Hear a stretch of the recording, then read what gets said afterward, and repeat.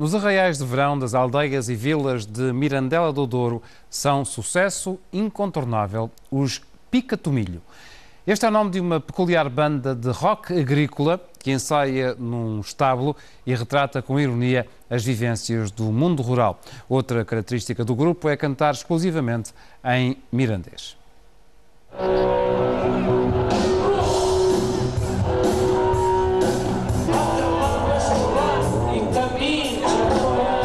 Esta é a imagem de marca dos Pica-Tomilho.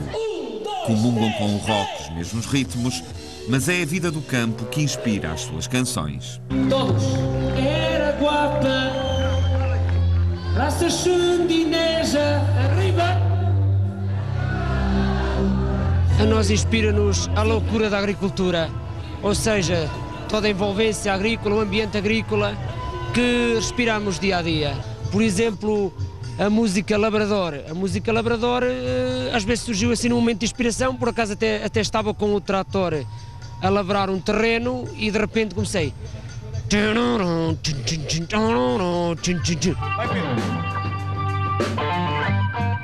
Bem longe dos circuitos urbanos, os Pica-Tomilho só não são uma banda de garagem porque ensaiam num estábulo. E cada canção conta uma história que retrata com ironia as vivências do mundo rural. Retratamos o amor agrícola à luz da candeia e depois também aproveitámos nas letras, apesar do teor agrícola, criticar também as estradas transmontanas, em mirandês são buenas para os tratores, ou seja, as estradas transmontanas só servem para andar os tratores porque estão cheias de buracos. Todas estas histórias, já registadas em CD, reúnem outra particularidade desta agrícola rock band: cantar em mirandês. É algo que os nossos pais nos transmitiram, os nossos avós, e nós quando vamos às vindimas, quando vamos, digamos, na lavoura, falamos, convivemos, e de facto é algo que nos distingue. Levanta-te, levanta-te, levanta-te.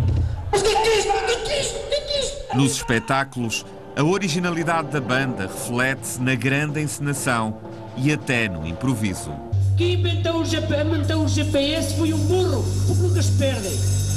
E as suas turnés pelas aldeias e vilas da região arrastam qualquer tipo de público, desde os novos aos mais velhos. É melhor que qualquer artista, porque onde foi o Barreiro, meteu tanta graça. Este mete mais graça que o Barreiro. Mete ou não mete? Isto é engraçado. Sabe porquê? Porque fala as coisas antigas e as verdades.